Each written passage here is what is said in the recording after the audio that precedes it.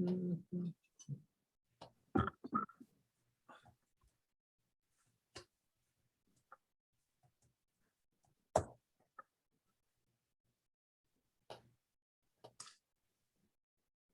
afternoon to those attendees joining us today. If you don't mind, put in the chat box where you're from. We always like to know where our panel or our participants are from. I see a few names that I know, but for the rest of you, go ahead and shout out where you are in the chat. Crawfordville, all right. Leon County.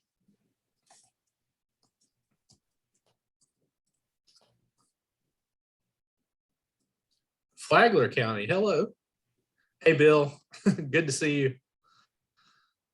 Gulf Breeze. Gulf Breeze, it's a lovely place. The name implies it. That's right, it really is a nice area. I enjoy that. I'll be in Pensacola this weekend, so that's good.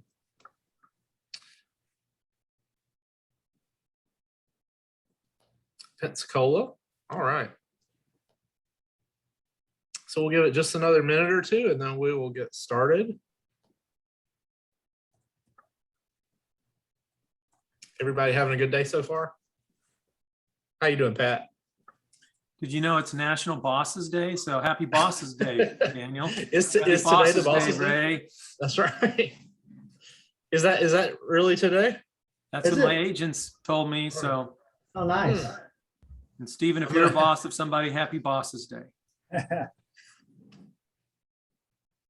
I'll have to admonish Peg for not getting me a coffee or something this morning. It's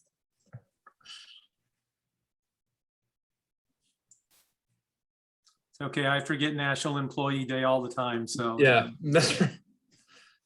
That's right.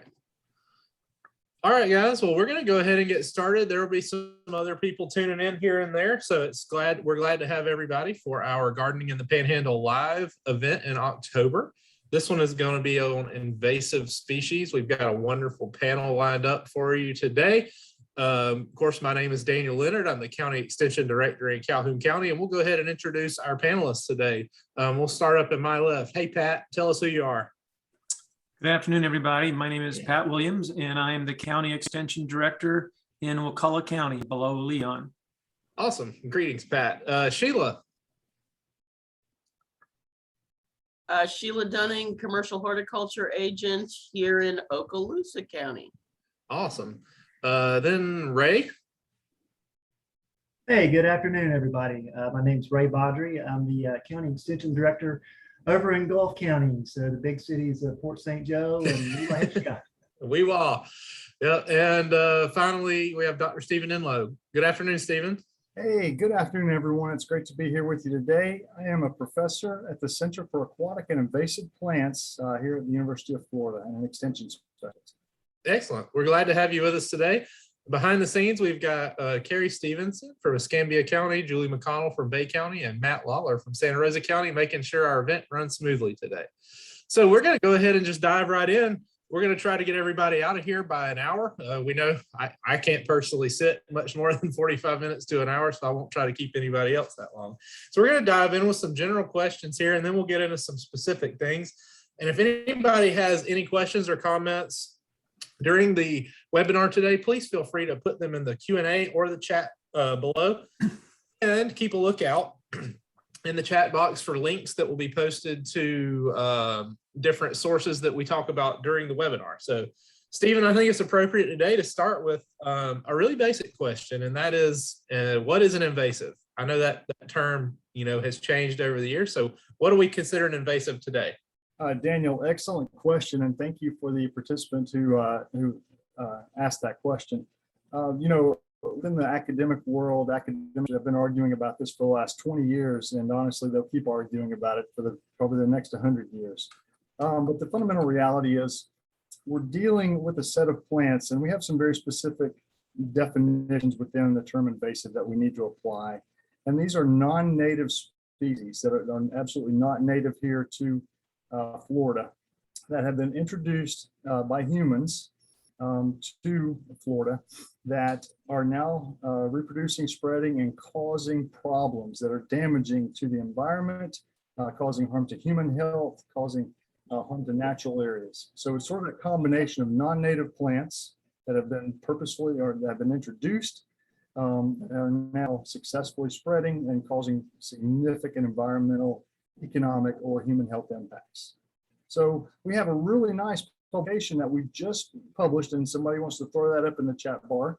It's in the Journal of Extension, but it's free to anyone who wants to look at it, where we really clarify this terminology in a very simple and straightforward fashion and talk about some terms to use, some terms that are confusing, and terms we tend to get away from now, like the term exotic. Exotic really tends to have a lot of confusion when people think about exotic because it's often used for both positive and negative situations. So we've kind of gotten rid of that and stuck with the native and non-native aspects instead of exotic. Cool. That's a basic definition. We can. Yeah, we'll take it. Yeah. So another common question that we got from Zoom, our Zoom listeners, are how many plants have been added in the past year? Or maybe another way to approach this is, are plants added every year? How often do invasive plants come into Florida? So could you just touch on that a little bit for us? Absolutely. So when you think about human activity right now, and you think about the number of cargo ships coming in, the number of flights, the number of people coming into this country with all sorts of goods, there's high chances that we are bringing in a lot of unwelcome visitors in terms of potentially invasive plants. So we try to keep tabs on this the best we can. We have a number of different sort of lists that you might look to. One would be the FLEPC, or Florida, it used to be the Exotic Pest Plant Council, now the Florida Invasive Species Council. They put out a list every 2 years of what they call the most damaging invasive plants. And so that can have things that are newly added as troublesome invasives. We have the FDACS, Florida Department of Ag and Consumer Services, who has the Florida Noxious Weed List, which are species that have sort of gone through a vetting to really make them a legally bound species in terms of importing their trade, sale, or movement. We have the IFAS assessment, which is our risk assessment model run by Dr. Dia Lawrence, who assesses species continuously to determine whether or not they are invasive here in Florida. And so Dr. Lawrence goes through, probably a couple hundred species a year, I suspect, ranking those according to the data that's available. And so I know that she definitely has some additions from a year-to-year basis. I can't tell you exactly how many new ones may have come in last year. There will always be some being introduced, and the herbariums will pick those up typically. They often don't go into the record until they are cataloged within herbarium collections. But the bottom line is, I think there's definitely a few that are likely coming in every year. Yeah, so keep a lookout on those lists that you find in the chat there for new invasive species. So plants become problems from year to year. Stephen, this will be your last question for a minute, but we'll with you for a second more. This is a really good question that people have a lot. So how often are plants re-evaluated for being invasives? Not just because a plant has been invasive in the past, may not be in the future, or vice versa. Because a plant hasn't been a problem doesn't mean it won't become a problem. So how often are they reevaluated? Excellent question. So, in the past, we've always said one of the best predictors of something being invasive was basically that it's invasive in other places. Right. Through the IFAS assessment, and what Dr. Lawrence does now, she goes through a very intensive process of quantitatively figuring out whether things are going to be invasive. And she goes through tons of species and is currently on a 10-year cycle for reassessing species. So species through the assessment are typically supposed to be assessed every 10 years. Now that can be accelerated by expressing your concern over, new populations rapidly expanding, say for a horticultural plant, or an escape forage or something like that. It can be accelerated, and she's happy to do that, but typically every 10 years. I don't mean to put you on the spot, but do you have an example of one that their status has been changed recently? Let's see. So I'm going to kill two birds with one stone here. So Okay. somebody asked about salt. I'm not going to kill any unless they're invasive birds, of course, you know. But Yeah. so recently, so sawtooth oak, Orches accutissimo. That was a question that was asked, and Yep. and that is one that has been promoted as this wildlife plant, you Sure. know, for massive acorn production. Right. And it's been planted, you know, in food plots and all over the southeastern United States now for quite a few years. Within a few states, there has been noticeable recruitment of that species in certain areas where it is definitely getting away from where it was planted. And so Dr. Lawrence recently ran that species through the assessment and concluded that it was a moderate risk for invasion here in Florida. That data was needed, but that is definitely one that has been bumped. So it's one that I don't really recommend that one here in Florida at all. Right. At all. And I think that we have a lot better options for wildlife food plots. And I see Matt sharing that sawtooth oak publication. Excellent. So there we go. Thank you. Excellent answer. So Sheila, I got a great question for you. This one comes in a lot. So just provide some recommendations here. Maybe recommend how to identify invasive plants when you see them. What are we looking for? And maybe then some, you know, just some sources, field guides, that kind of thing that can be helpful. Okay. And that is one of the alarming things is most people will be spending some time in a natural areas and they all of a sudden notice that their one plant is dominating the area. That could be a very good clue to the fact that you've got something invasive. When it is the mass of the plants there are all this one species. So just kind of a visual inventory can lead you to think maybe I need to check this out. And then you can, Julie is familiar with it. Others like, you know, if you're electronic and you like apps, it may be a starting point to do the iNaturalist. At least when you take pictures of things, it will give you some options to kind of narrow down, is this possibly, you know, this plant or another? And those are noted as to the ones that are invasive, as well as the assessments that Dr. Enloe has referred to. He mentioned the Florida Exotic Plant Pest Council. That What is a name. I know, FLEPSI for, you know, all of us who love acronyms. Yep.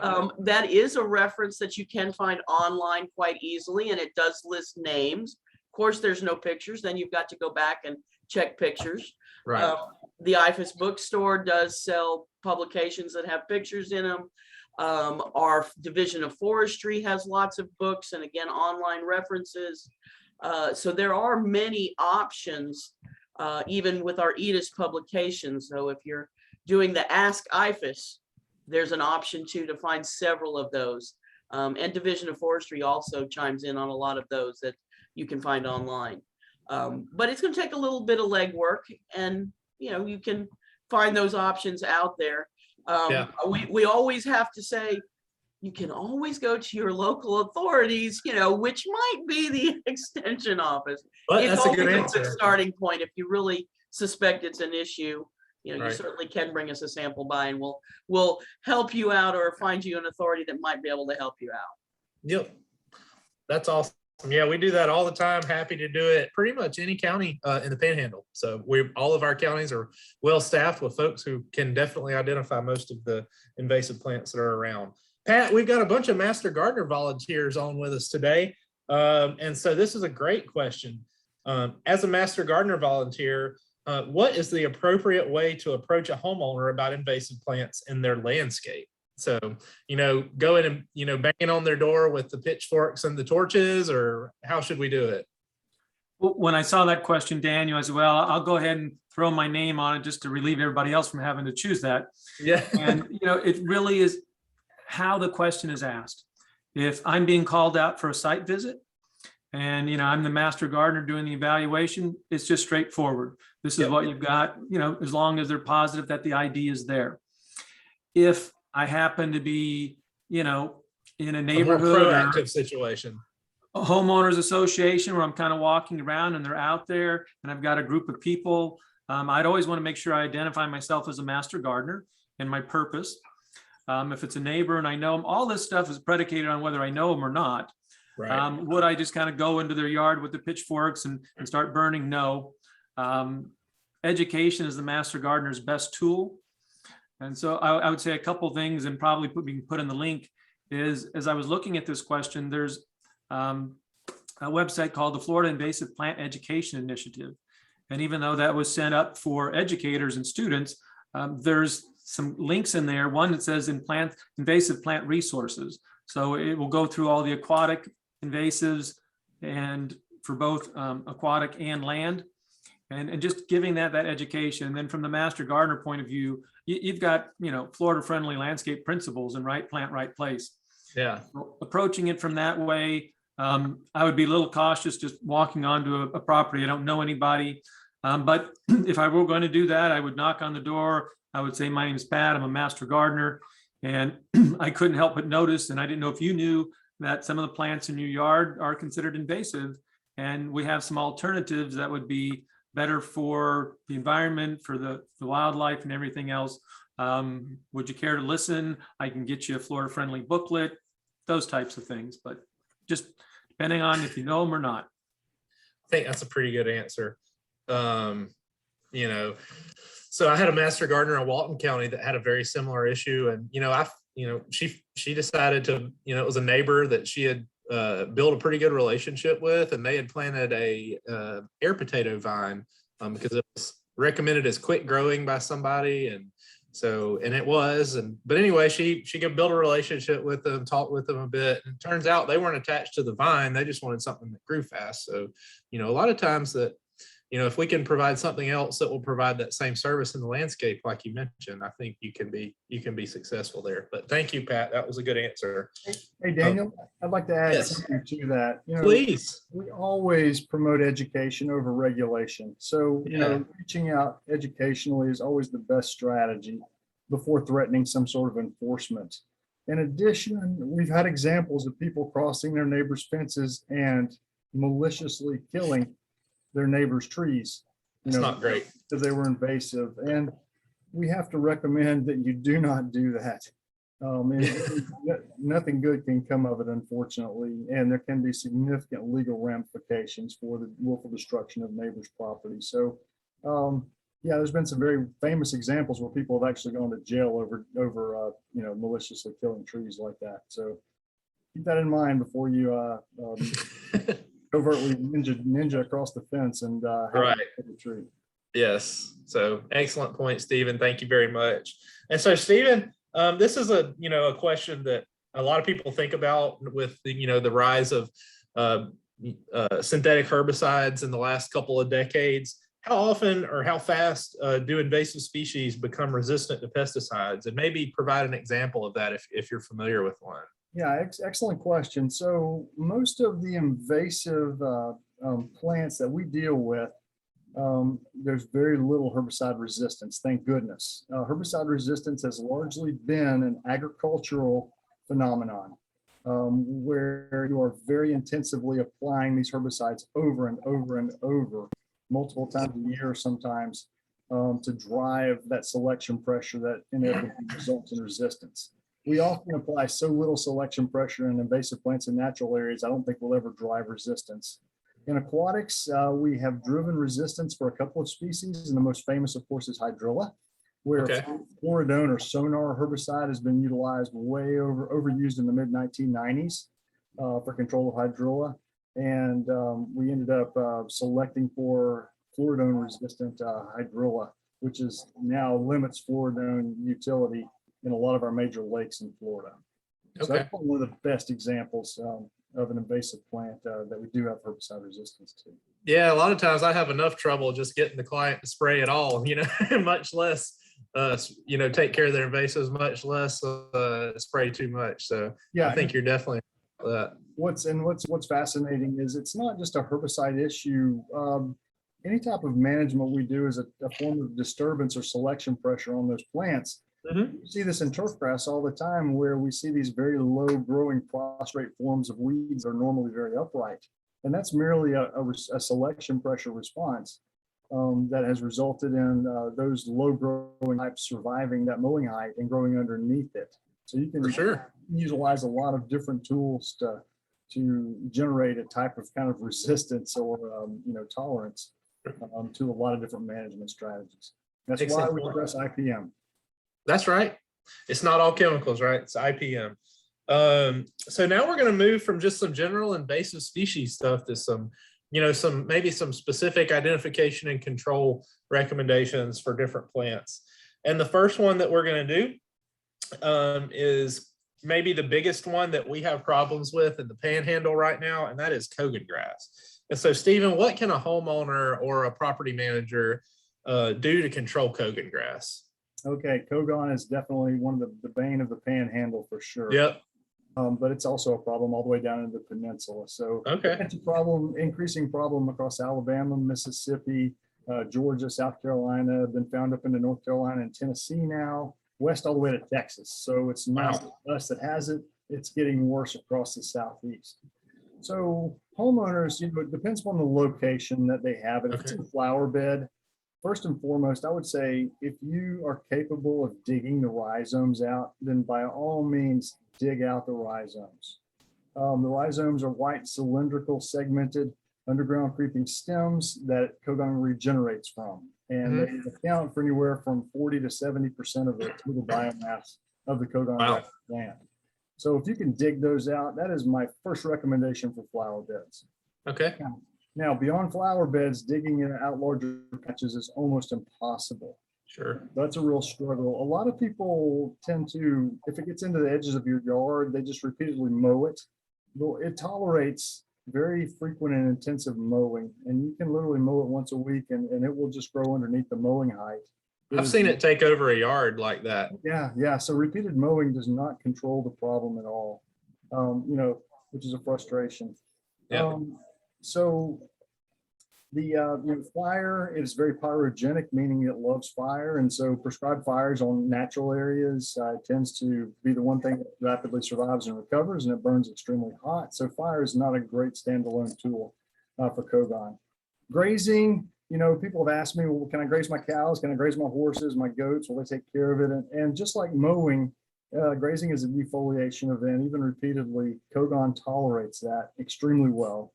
And it's really poor quality forage for any grazing animals. So I don't like to recommend grazing as a standalone treatment for Kogan grass either. So the tools, biological control, do we have any insects we can introduce on Kogan, like for air potato beetle? The answer is no. Sadly enough, we don't have anything right now. We have very few biocontrols for grasses in general. They tend to become they're very hard because they're closely related to a lot of our crops, our grass crop type plants. Okay, that makes sense. So we tend to fall back on herbicides for Kogan grass. And we have two primary herbicides that have significant and meaningful activity. And the first is glyphosate. Yep. The glyphosate's come under a lot of scrutiny and questions lately, but nothing has changed regarding the EPA labeling of glyphosate. They still stand by their data that they say it is not likely to be a carcinogen. We in IFAS agree with that, and we recommend the use of glyphosate according to label, prescriptions only, and so utilizing all precautions. But spot treatments of glyphosate products, typically at somewhere between a 2 and a 3% concentration, are a good starting point. That's a non-selective treatment. It's going to burn down everything, but that will burn the shoots down and begin to impact the rhizomes.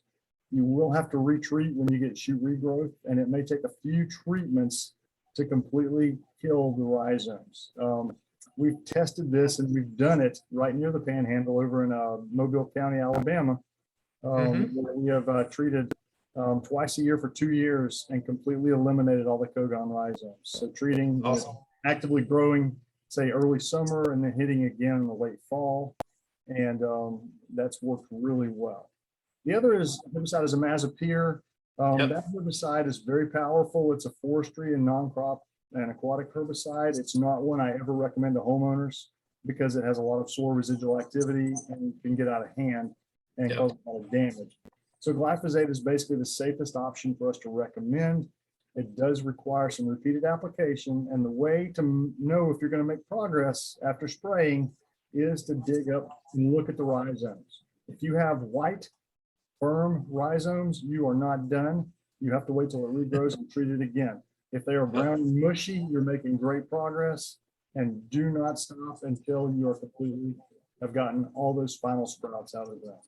Yeah, Kogan's an animal, man. It's tough. It's tough. Yeah, yes, it's one of the worst. You know, and that one's a weed. That's a terrible weed everywhere on the planet it exists. And it's Really? in its native range in Southeast Asia. It is extremely aggressive and major. So even where it's native, it's a problem. Yes, yes. Okay.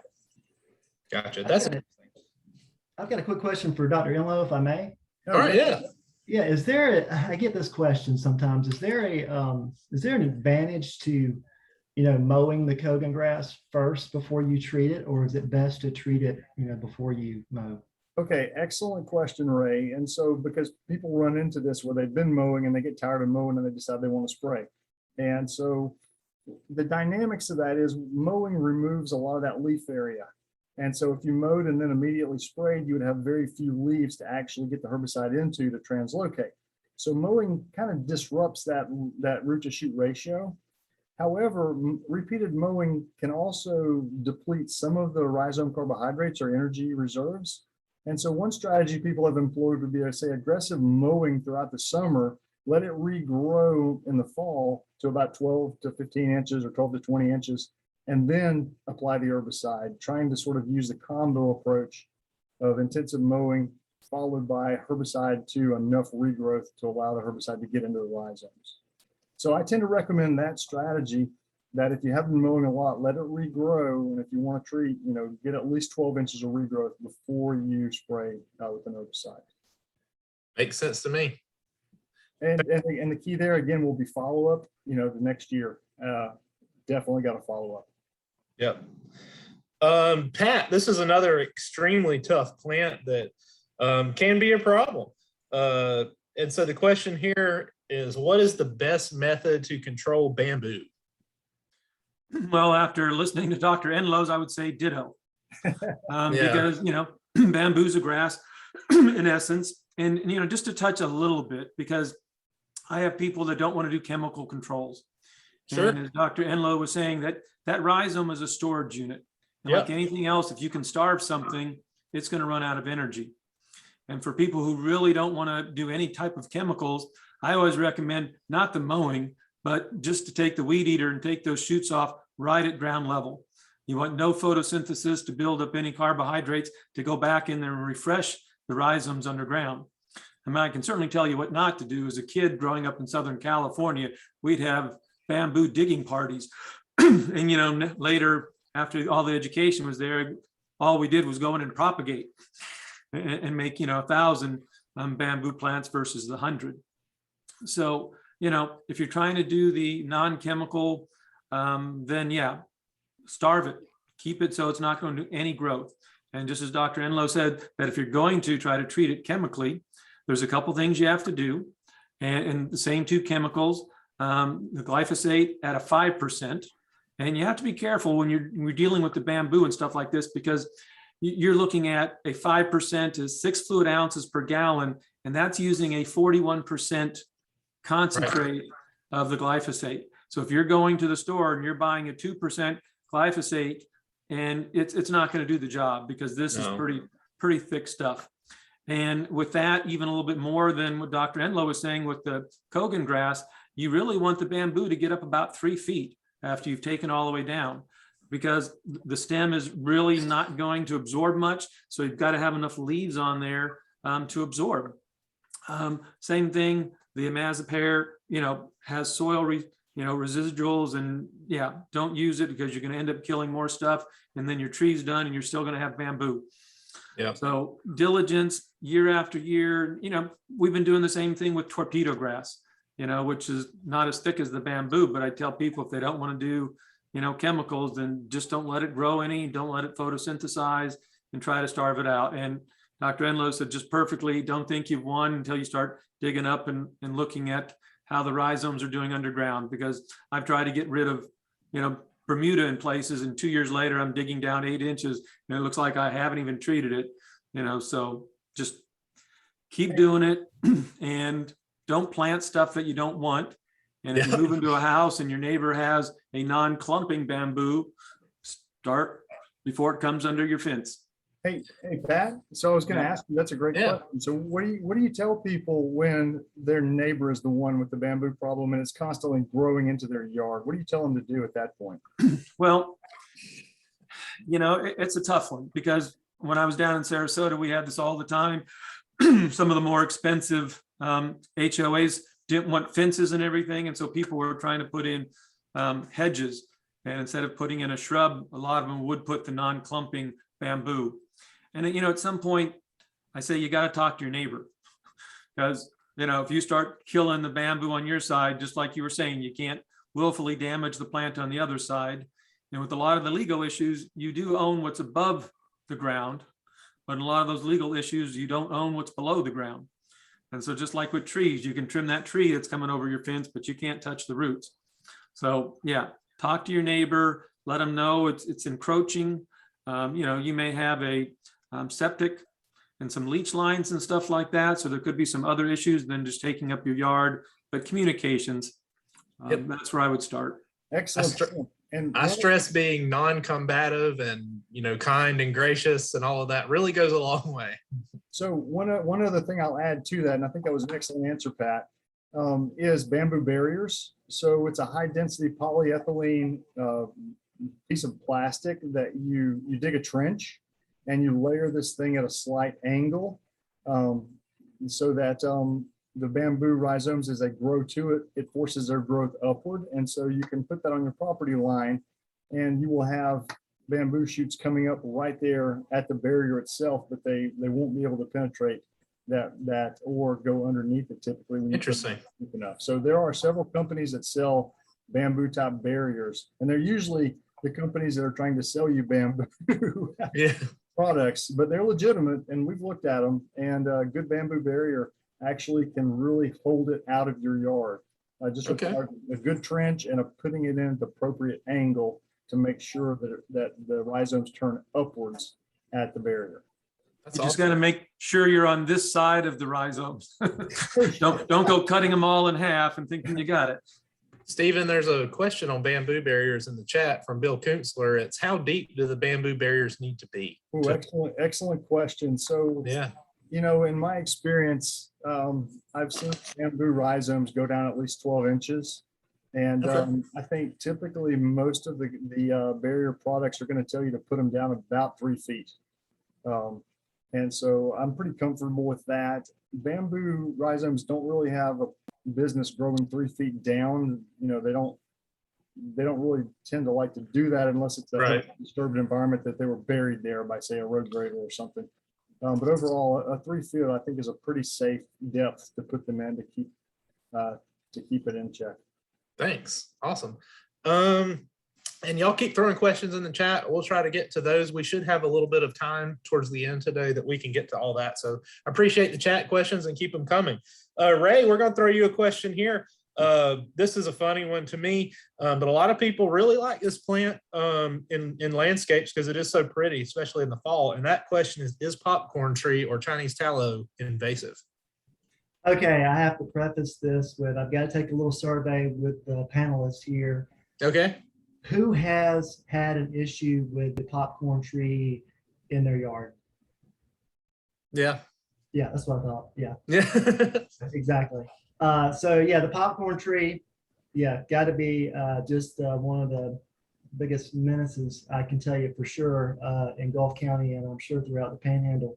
Also known as Chinese tallow, and there should be, yeah, okay, good. There's a document there in the chat that you can also reference. Yeah, just like Daniel was saying, beautiful tree, beautiful landscape tree, has a beautiful heart-shaped leaf. Very popular. I think it really started probably in the 1970s when it became a really big hit. Its common name is really derived from the really intricate popcorn-like bloom it has. Yep. It's a really good beekeeping plant, really, in a way. It provides a lot of really good a source of pollen for bees, but it is definitely one of the worst invasives that we have. And what really makes it bad is it's just a prolific seeder. It produces a lot of seed, and birds just take the seed everywhere. And I tell folks that have popcorn trees in their yard, look, well, if a neighbor has a popcorn tree in their yard, I'll say, yeah, well, guess what? You have a popcorn tree now too, because you're going to have seedlings that are going to pop up. And I can definitely attest to that just in my own experiences. But yes, it's one of the worst ones. It's on the Florida Exotic Pest Council's list as a category 1. It's also on FDAX's list for noxious plants as well. And I mean, it's been on the list since probably both of those lists since probably the early to mid 90s. So it's well known, hard to control. If you've got a more mature tree, you can cut the stump, make sure it's a fresh cut, and apply some triclopyr to that, or some sort of brush killer should help knock that out. And you can pull up the seedlings as best you can. But like I said, if you've got a neighbor that has popcorn trees, or there's popcorn trees in the area, you're probably going to be fighting that battle for a while. Stephen, got anything to add on the popcorn? Okay, so that's a very good answer. Yeah. So in addition to all those massive seeds that birds spread all over the place, it's a prolific root sprouter. Oh yeah. And, tallow trees tends to send out very long lateral roots, and we actually had an excavator dig some up for us, and they lifted them up out of the ground, and they were pulling up lateral roots that were running out 30 to 40 feet. In the tree itself. Goodness. So, oftentimes the aggressive control strategies, a cut stump treatment that Ray mentioned, is a pretty good way to go. Probably the best, one of the best products that most folks can get a hold of would be a triclopyr type product. And the Garlon 3A, that's a product name, but it's a triclopyr amine formulation. Applied at a 50% solution to the cut stumps is really one of the more effective ways to deal with that, recognizing there's likely to be a few root sprouts coming back, from lateral roots that have grown way out beyond Gotcha. the tree itself. So that's glyphosate is also decent. It's not quite as effective, and you tend to get more stumps resprouting from glyphosate than you do triclopyr for that specific species. And all these are tough. It's not Yeah, not a absolutely. one-shot great answer for any of these. Yeah. Sheila, got a question for you here. And we were talking about this before we came on today, just in our discussion amongst each other. And this is, we think about armadillos as a thing from like Mexico and the southwestern US. Maybe not supposed to be here, but are they considered an invasive species? What say you? Well, and with old terminology where invasive just meant that it had moved in, someone brought it in and it's here, and that was the only criteria. It got published as being an invasive species for quite a long time. And now with this terminology being standardized, that it also has to pose a significant threat to people or the environment or other wildlife, something else that's actually native here. It hasn't shown that to be the case. Yes, we did introduce them. We helped them get across the Mississippi River and into Florida. They didn't swim? They could, though. That's the thing. Okay. But we helped them along because they were used for roadside attractions and then later zoos. Okay. So it was a captive animal used for, the exhibits. And so we helped them get here a little faster. But were they capable? Absolutely. They could have continued on. So basically it was a range change. Okay. They did move into the area, and several have come since all of those roadside shows started in the late 1800s, early 1900s. And they have, been able to find mates and reproduce. Yes, they do impact some of our egg populations for specific species, sea turtles to birds, but so do raccoons. Yeah. They have not shown that they are capable of altering a significant population. And so technically they don't fall under the term invasive anymore by Fish and Wildlife or even by our EDIS, UF standards at this point. But Okay. yeah, they're naturalized. They're here to stay, guys. And They're so if you are probably not having a going problem anywhere. so if you're having a problem with them in your yard, what do you do?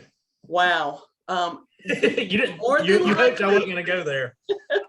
More than likely, they're in the yard actually doing you some pretty good pest control. Okay. They're just making an incredible mess doing it, Yep. because that is what they're feeding on, are ground dwelling insects. That is their food of choice. So when they take that population down, they will tend to move on anyway. Okay. Problem is, what happens if it's earthworms, those aren't really a pest problem, but yeah, they'll stay until they run out of food, and then they'll move on to somebody else's. If you want to try to get rid of one, your best bet is to herd them into a live trap and use one of those sources of the food that they like. And herd, I mean literally corral. They love to run along the edge of something, a wall, a fence, a hedge line. Put up some pine straw bales if you can figure out where their homes are, and herd them into those live traps. Problem is, now you got something in a live trap. It is legal to humanely euthanize them. But folks that are not comfortable doing that, it is not legal to just go anywhere in the woods and release them. Right. You have to have permission to re-release them onto somebody's additional property. And we hear it all the time. Well, I just ran down there to the state park and let him go. It's not what you're supposed to do, guys. So yeah, it is a problem if you're uncomfortable euthanizing them. Good answer to a tough question. Thanks, Sheila. So got a couple of good questions that I want to touch on from our Facebook chat. And Sheila, we'll stay with you on this one. And this is similar to what Stephen was talking about with root sprouts, just on a wanted tree this time. How do I lessen oak sprouts from my neighbor's tree roots? It's not a seedling. These are a root maker. So is there anything you can do to discourage that, Sheila?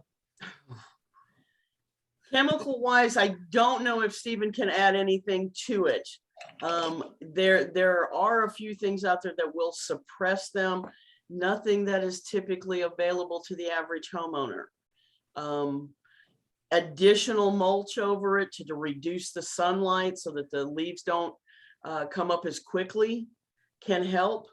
But yeah, that is a big problem to be able to approach it. It's a challenge. If Stephen, do you know of anything that acts as a suppressant without impacting the entire plant? Well, that's the problem. Any systemic herbicide would actually get into the tree and cause significant damage to the tree itself.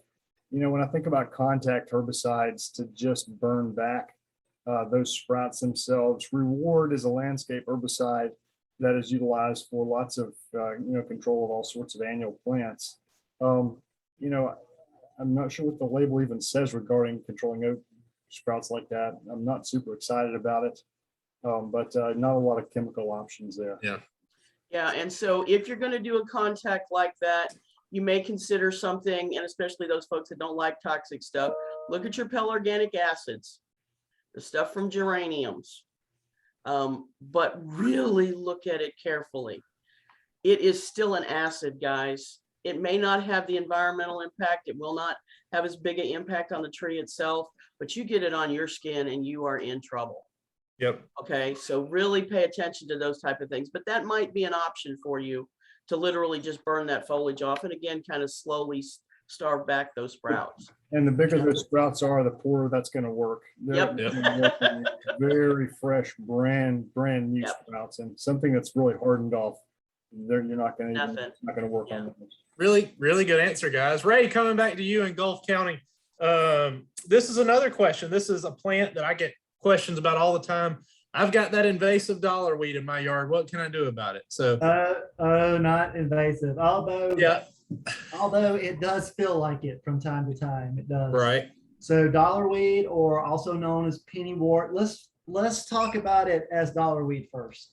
Okay. And there should be a link to a document coming up that has some information in it as well.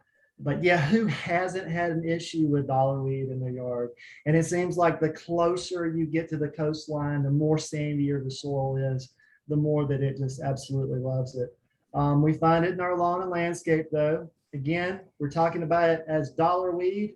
As dollarweed, that's what it is. It's a weed. It's a perennial weed. It has these rhizomes. It just spreads through our lawns, right? And it's can be difficult. It's persistent too. It can be difficult to control. Loves wet areas. And I'll tell you another thing it loves. If there's a spot that grass won't grow, guess what'll grow there? Yep. Dollarweed. So, but depending on the type of turf grass that you have, there are going to be, you know, different herbicides that are going to be better useful for that. And in the link to the document that'll be in the chat, you can find some, definitely find some recommendations for the different turf grasses. But you should be able to find it really any garden center. A lot of times 2,4-D will take care of it after some applications. But if we shift gears just for a second and talk about it as Pennywort. Now, when you talk about it as Pennywort, it's a whole different animal. It's a good plant. It's a great plant. Okay. It's found on our dunes. It's actually a pretty decent dune stabilizer. Stabilizer in areas. So yeah, it has a good side and a bad side. So it's same plant, just different definitions. There you go. I like it, Ray. I like it. It's also Ray, a problem as an aquatic. It can be very weedy in ponds. Yeah, So it's true. It's It's emergent. adaptable. Yes, it's very impressive. And so, but no, we don't really make a whole lot of recommendations for control in ponds for that. But if you needed to, 2,4-D would probably be the cheapest thing to burn it back. So Gotcha. Hey, Pat, Ray. Hey, go can I for add it. on to Ray's? Please. You know, Ray, at some point in time, we just say grow it as a ground cover.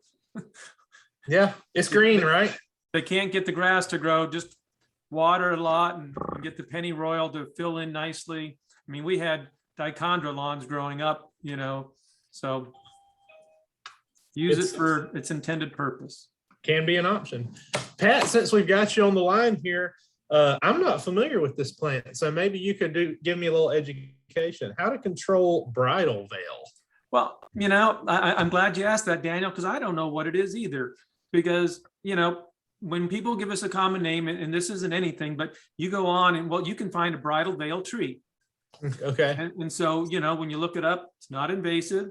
And my goodness, in the new EDIS document, the praises that they put upon the bridal veil tree, it's like every mowing strip should have these because they're small, they're vase shaped, they flower, they do produce a seed pod that's kind of heavy. And, you know, I only saw good things from the authors. Now, if you're talking about bridal veil, which is a hanging basket plant, you know, that's related to the Commelinaceae, so the wandering Jews and stuff like that. So I don't know if they had that, but, you know, that could be spread, but neither of those are really considered invasive. Right. So outside of doing my homework to what they were, the tree does produce seeds. And so like with any of those types of, you know, legume type seed pods, you know, collecting those and making sure some of those legumes need to be scarified or the seed coat nicked. And if you're mowing all of them, well, that will do a scarification on all those hard seeds. And then when they get slung everywhere, then they type to grow. But outside of that, not knowing exactly what the person wanted, I couldn't give them an exact answer, but neither of the bridal veils that I found were considered invasive by any. And when I saw the question, I thought maybe they meant bridal wreath, the spirea. That's a thicket forming type plant. And maybe they're having issues with the multi-stems like people have with Yopon. That was the only thing that came to mind for me. So if that's the case, y'all just let us know. Yeah, just post it in the chat if we hit it. If not, we'll revisit. Yeah. So Stephen, we got a question in the Zoom chat here. This is a good one. This is from over your way in Flagler County. Mary Hobbs says Brazilian pepper trees, have a lot of them in Flagler County. What's the best way for a homeowner to combat this? Oh yeah, this is an excellent question. And pepper tree is making a northward march right now, and it's actually been found all the way up into southeast Georgia. Don't tell me that. So, you know, pepper tree has been rumored to be on Dolphin Island off the coast of Mobile for, you know, decades now.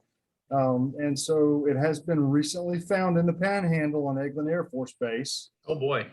So this was a first documentation on Eglin. And I can assure you that that specific population has been very aggressively controlled. Talking to the land manager about it. But bottom line is pepper tree will continue to spread and likely to become a much greater problem across the Panhandle Okay. the next few years. So I think folks in the Panhandle need to be aware of it and ready for it. And Flagler's dealing with it now. And so when we look at control options for Brazilian pepper tree, you know, a couple of the key ways are, one, if you can tolerate dead standing material, then a basal bark herbicide application is probably the most effective way to go. Okay. And they make a ready-to-use product called Pathfinder 2, which is a triclopyr herbicide that's already premixed in oil that you apply to the base of the stems. And I posted a document here, AG 425, which is a herbicide application techniques document, which covers how to do that very effectively. Okay. That's one option. The other is a cut stem option if you don't want the dead standing material, where you take a chainsaw and literally cut the shrub down and quickly treat the stump tops with glyphosate or triclopyramine herbicide.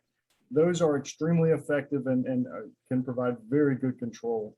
Foliar treatments of big pepper tree, I don't really like to do that because you're spraying way too high and way too all over the place. So if you really can do basal or cut stump, then that's the most effective approach for homeowners to deal with it.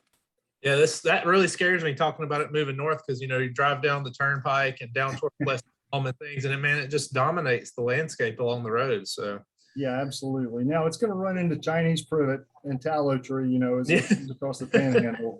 So maybe they will try to hold it back a little bit. But hey, if anything can, those two will do their best. yeah, and IFAS has been working very hard on biocontrol with pepper tree, and as recently we've had approved an insect released a Pseudo Thrips that has some negative impact in studies. It's very safe in terms of host specificity, but the insect is not very mobile. And so we haven't yet seen a dramatic impact from this biocontrol, say the way we have seen with air potato beetles. Right. So give it some time.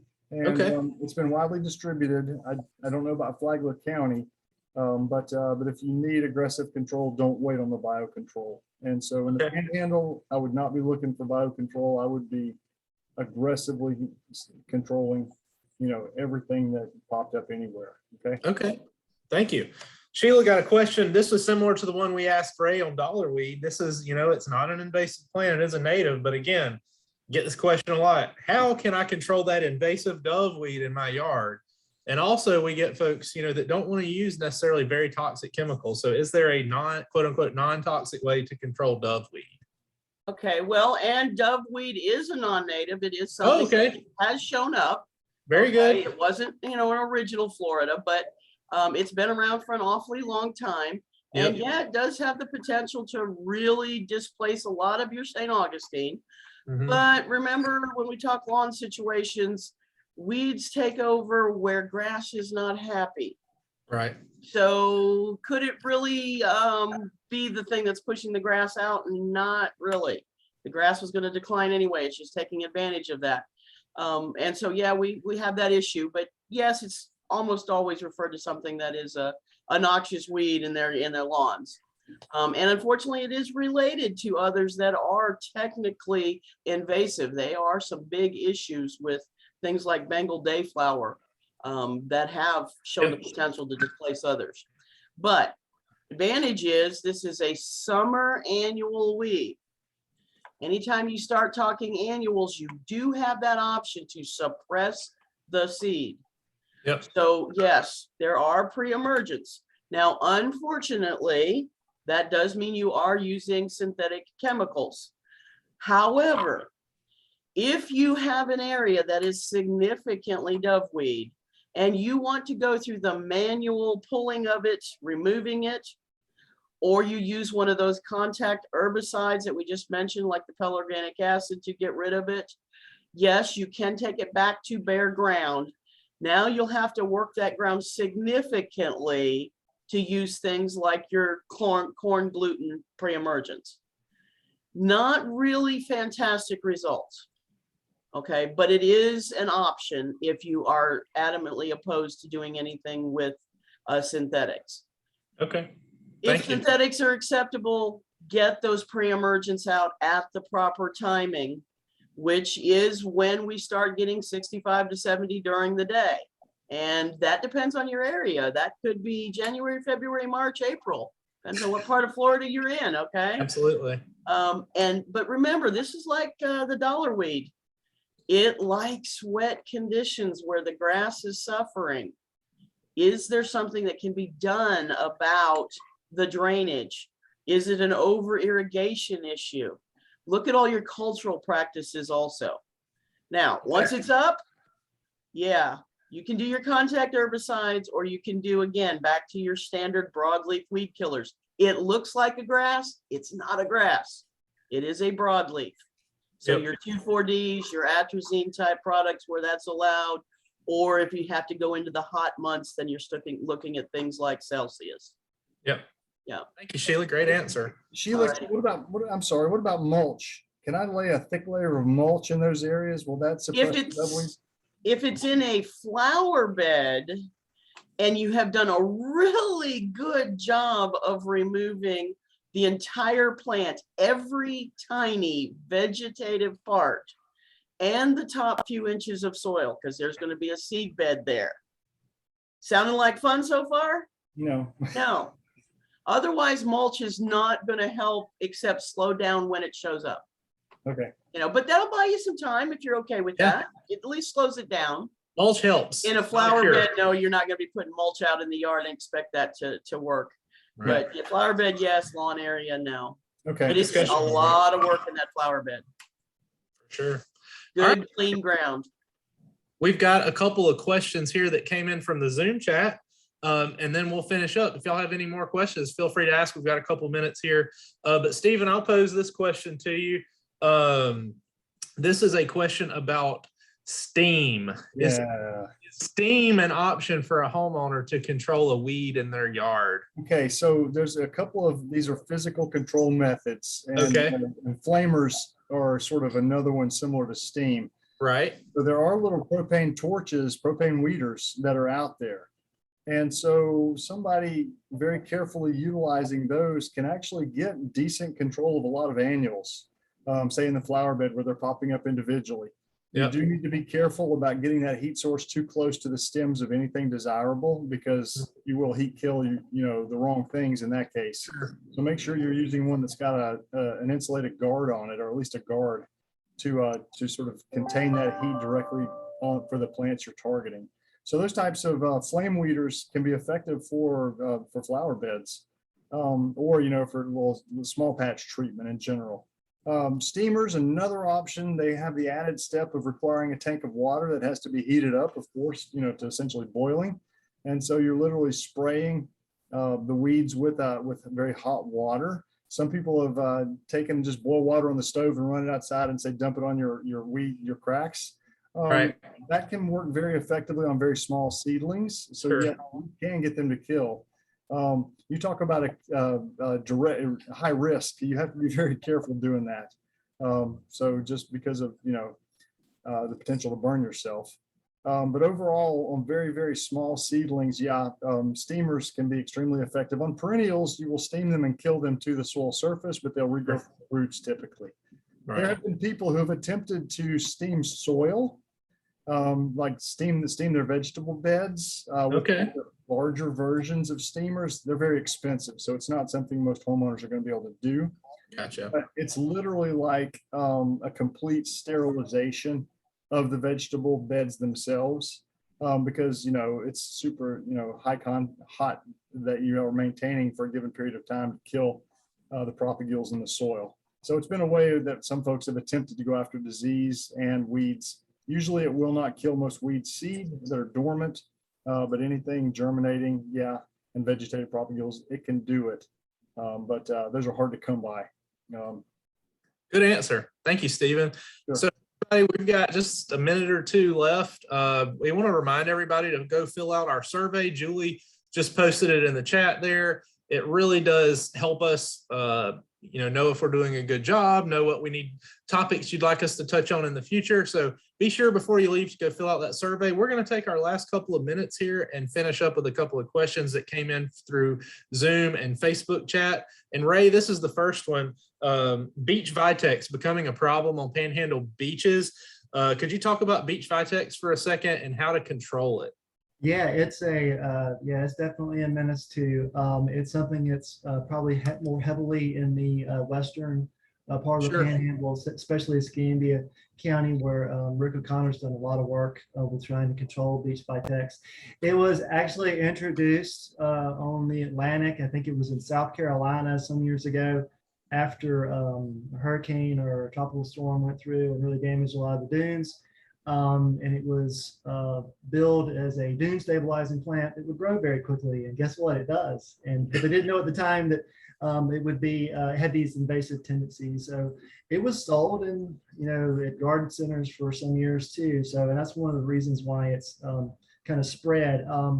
It's a deciduous viney plant, has a really pretty bluish purplish flower to it, but it just really takes over dunes. It really it takes over sea turtle nesting habitat too, which is a real problem in the Panhandle. Those are such sensitive areas too, Very sensitive areas. I know there are volunteer networks with trying to physically remove the Vitex, as far as, and not to there's also a Vitex, not to confuse people, there's the Vitex, the Chaste tree. So that's something completely separate. This is a vine that grows on dunes. But I believe it could be treated with glyphosate, I believe. It's something that I think, but mostly what's being done is probably more, mechanical removal. Physical removal, yeah. Yeah, on the dunes, just because it's such a sensitive area. Yeah. So, yeah, and I can add something to that, Ray. Sure, please. So some of the work out of South Carolina on the coast, where they were really going after it, it roots at the nodes. And so basically it will resprout after a lot of control strategies from those nodes. And so if you're hand digging it out, make sure that you get that root at each of the nodes, which can be very difficult because that's what makes it such a fantastic stabilizer. So people have attempted to do sort of a cut stump treatment or a cut stem treatment at each of the nodes. And that has been very useful to more effectively kill it. So that if you take that approach, it's a very selective treatment. You're not foliar spraying over everything, but you really got to get on your hands and knees and get into the stand itself and make those cuts and dabble the herbicide onto those very small stems that are where it's rooting at the nodes. So that's worked pretty well though. Okay, good. Sheila, this is not a plant. This is our last question for the day, and it's about anoles. So I think I'm pronouncing that right. It's the lizard. This person's saying that she this year is seeing a lot of what she thinks are not the native green anoles. So first, have you noticed an increase in population or a decrease in population of the green anoles? And then are you noticing a large amount of brown anole? And first I want to say to Stephen, if he's willing to do all that for beach Vitex, surely he wants to go pick out every little tiny part of his Doveweed. Yes. But yes, we do have our native green anole, which can turn brown. Okay. Okay. So the skin color still can change, but it typically will always have a even skin color, where the invasive, and it's made the list because it really is impacting our native population. Cuban brown anole will have a pattern. And so when it's really young, you'll see little diamonds or stripes down its back. As it gets older, the pattern isn't as dominant, but it still has a pattern to it. It still can turn green or brown though. Okay. All right. If you lay them side by side, you will notice that the Cuban anole, the brown one, has a shorter snout than our native green one. So you can kind of pick them out by some of those features. But yes, it got a free ride, from the Caribbean islands up here on potted plants with people. So yeah, the humans moved it around and got it here faster. Could he maybe have swam or took a ride on a coconut? Yeah, there's nothing out of the question there. But the population has exploded. And what it has done is pushed our green anoles higher and higher into the tree canopy. They are normally arboreal rather than terrestrial anyway, but they would often come to the ground to find insects for a food source. And now these Cubans have taken over all of the terrestrial food sources. So our green anoles are forced to only find insects that make it into the tree canopy.